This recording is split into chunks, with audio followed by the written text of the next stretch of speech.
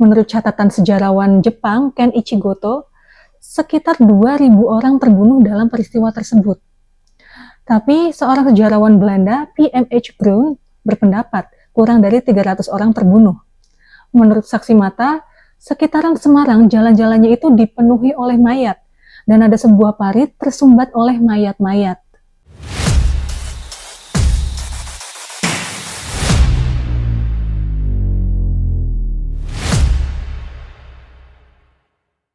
Assalamualaikum warahmatullahi wabarakatuh.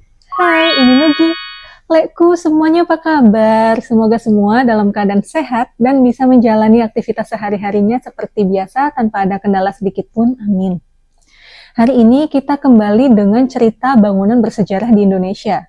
Bangunan yang akan kita ceritakan kali ini adalah ikon dari kota Semarang, yaitu Lawang Sewu. Nah, Lekku, ketika kalian mendengar nama Lawang Sewu, apa yang terlintas di pikiran kalian? Apakah sejarah bangunannya, atau keunikan arsitekturnya, atau justru cerita-cerita horornya? Nah, buat Lekku yang belum subscribe channel aku, ayo di-subscribe dulu dan jangan lupa nyalain loncengnya, biar Lekku nggak ketinggalan video-video terbaru dari aku. Lawang Sewu adalah bangunan bekas perkantoran zaman kolonial Belanda yang bukan hanya sekedar bangunan bersejarah dengan arsitektur yang indah, tetapi juga menjadi saksi bisu atas berbagai peristiwa bersejarah di Indonesia. Salah satunya adalah pertempuran 5 hari di Semarang. Selain itu, Lawang Sewu menyimpan banyak kisah misteri yang menarik untuk diulik. Kisah-kisah misterinya ini yang menarik perhatian banyak orang yang penasaran dengan hal-hal supranatural. Bagaimana cerita selanjutnya? Selamat datang di Sedari, Sejarah dan Misteri episode 2, Lawang Sewu. Nama Lawang Sewu merupakan julukan dari gedung ini dalam bahasa Jawa, yang artinya bangunan berpintu 1000. Desain bangunannya yang memiliki banyak ruang dan memiliki kurang lebih 1000 jendela yang tinggi-tinggi dan besar-besar, sehingga sering dikira sebagai pintu. Sedangkan jumlah pintu aslinya itu sekitar 928 buah. Lawang Sewu terdiri dari 2 bangunan. Terdapat 2 menara kembar di gedung A, yang awalnya itu difungsikan sebagai tempat penyimpanan air dengan kapasitas 7.000 liter. Di dalam bangunan ini terdapat jendela kaca patri yang besar dan juga tangga yang besar di tengahnya. Di bawah bangunan tersebut terdapat sebuah lorong bawah tanah. Lalu gedung B ada di belakang gedung A dengan tinggi 3 lantai. Nah, di lantai 1 dan 2 ini digunakan sebagai perkantoran dan lantai 3-nya digunakan sebagai loteng. Di bawah bangunan gedung B ini juga terdapat sebuah lorong bawah tanah yang difungsikan sebagai saluran air. Lawang Sewu diarsiteki oleh Kusman Sitrun, dan bangunan ini dirancang dalam gaya Hindia Baru. Konstruksinya dimulai pada tahun 1904, dengan bangunan A selesai pada tahun 1907, dan sisanya selesai pada tahun 1919. Bangunan ini awalnya digunakan sebagai kantor pusat perusahaan kereta api swasta Belanda. Namun pada tahun 1942, Jepang berhasil menduduki Hindia Belanda dan Lawang Sewu pun diambil alih oleh tentara Jepang. Ruang bawah tanah gedung B digunakan sebagai penjara dan eksekusi mati dilakukan di dalamnya.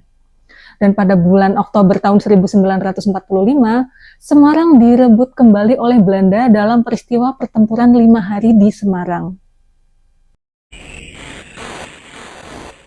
Setelah Jepang menyerah dalam Perang Pasifik pada bulan Agustus 1945, Komandan Sekutu Asia Tenggara, Louis Mountbatten, melakukan negosiasi dengan delegasi Jepang dan memerintahkan pasukan Jepang untuk menjaga keamanan dan ketertiban hingga pasukan Sekutu datang. Namun pada bulan September, banyak unit Jepang yang di Jawa itu sudah melucuti senjata dan menyerahkan senjata serta amunisinya kepada para nasionalis Indonesia. Dan Semarang pada saat itu sebagian besar dikuasai oleh TKR atau Tentara Keamanan Rakyat dan Pemuda Indonesia. Pada awal Oktober 1945, Tentara ke-16 mengeluarkan perintah kepada para komandan lokal untuk membiarkan pihak berwenang Indonesia mengatur hukum dan ketertiban dengan garnison Jepang yang akan memberikan bantuan. Di sisi lain, pemerintah Indonesia dan para pemuda ini ingin mendapatkan senjata untuk antisipasi kembalinya Belanda ke Jawa. Setelah melakukan negosiasi antara pemuda Indonesia, Wongsonegoro, Gubernur Jawa Tengah pada saat itu, Mayor Jenderal Nakamura Junji, Komandan Pasukan Jepang di Jawa Tengah, dan Mayor Kido Shinichiro, Komandan Garnison Semarang, Garnisun di Semarang menyerahkan sekitar 660 hingga 700 senapan dan 1.600 senapan pada tanggal 5 dan 7. Namun, pada tanggal 12 Oktober 1945, pihak Indonesia kembali mendesak Jepang untuk memberikan lebih banyak lagi senjata. Tapi negosiasinya kali ini tidak berjalan lancar, karena pihak Jepang menegaskan bahwa pasukannya tidak akan memberikan lebih banyak lagi senjata. Nah, penolakan itu diiringi dengan niat Jepang untuk merebut kembali Semarang. Dan pemuda Indonesia juga ingin memenjarakan semua warga sipil Belanda dan Jepang.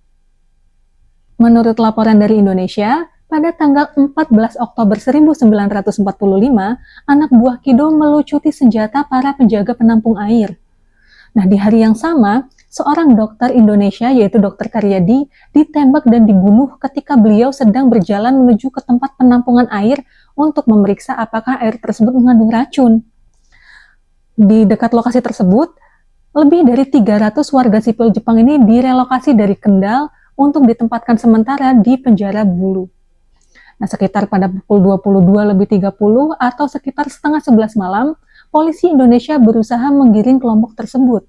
Tapi kelompok tersebut melakukan perlawanan dengan senjata jarak dekat dan senapan yang disembunyikan atau diselundupkan oleh anak buah Kido. Pertempuran pun terjadi dan kelompok tersebut luluh lantah, mereka binasa. Hanya sedikit yang berhasil kabur. Pada tanggal 15 Oktober 1945, sekitar pukul 2 pagi, Kido memerintahkan anak buahnya untuk melancarkan serangan kepada pasukan Indonesia. Tapi dalam catatan lain, Kido baru memerintahkan serangan tersebut setelah pasukan Indonesia ini membakar sebuah gudang amunisi sekitar pukul 3 pagi. Untuk melakukan serangan tersebut, Kido membagi pasukannya menjadi 2 kelompok, yang masing-masing kelompoknya ini terdiri dari 383 orang dan 94 orang. Pada tanggal 16 Oktober 1945, tepatnya pukul 3 sore, Kido telah mengerahkan semua orang Jepang di sekitar daerah yang masih di bawah komandonya. Dan mereka pun akhirnya bisa menduduki penjara Bulu sekitar pukul 16.30 sore atau pukul setengah 5 sore dan mendapati sisa-sisa pembantaian. Beberapa laporan mencatat bahwa anak buah Kido ini mulai melakukan pertempuran secara gila-gilaan. Dan pada 19 Oktober 1945, tentara dari Senapan Gurkha ke-10 Inggris mendarat di Semarang. Setelah melakukan baku tembak dengan tentara Jepang karena mengira tentara Jepang adalah bala bantuan dari Indonesia, Jepang pun akhirnya menyerahkan kendali kota kepada pasukan Gurkha. Menurut catatan sejarawan Jepang, Ken Ichigoto, sekitar 2.000 orang terbunuh dalam peristiwa tersebut. Tapi seorang sejarawan Belanda, P.M.H. Brown, berpendapat kurang dari 300 orang terbunuh. Menurut saksi mata, sekitaran Semarang jalan-jalannya itu dipenuhi oleh mayat, dan ada sebuah parit tersumbat oleh mayat-mayat. Banyak pejuang Indonesia yang gugur dalam pertempuran tersebut. 5 orang yang bekerja di sana pun gugur dalam pertempuran itu. Setelah peperangan selesai, tentara Indonesia mengambil alih kompleks.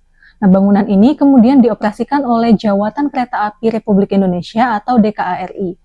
Dan pada tahun 1992, bangunan ini ditetapkan sebagai cagar budaya.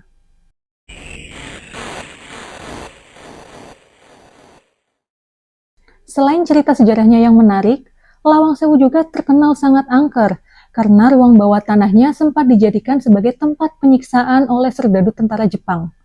Banyak wisatawan yang sengaja datang ke ruangan tersebut semata-mata karena penasaran dengan cerita-cerita yang berkembang dalam masyarakat. Dan bahkan tidak sedikit yang memang sengaja datang ke situ karena ingin melihat hantu.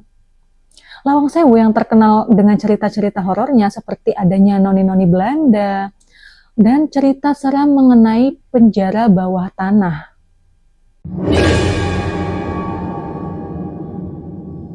Salah satu cerita horor yang cukup terkenal adalah tentang penampakan noni Belanda di sebuah sudut bangunan. Noni Belanda ini digambarkan dia berpakaian khas Eropa dengan gaun putih panjang dan rambut yang tersisir rapi.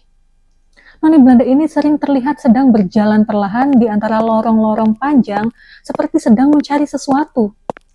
Tidak jarang langkah kakinya ini sampai terdengar menggema di antara dinding-dinding tua. Beberapa pengunjung mengaku katanya melihat bayangan tentara Jepang dan Belanda.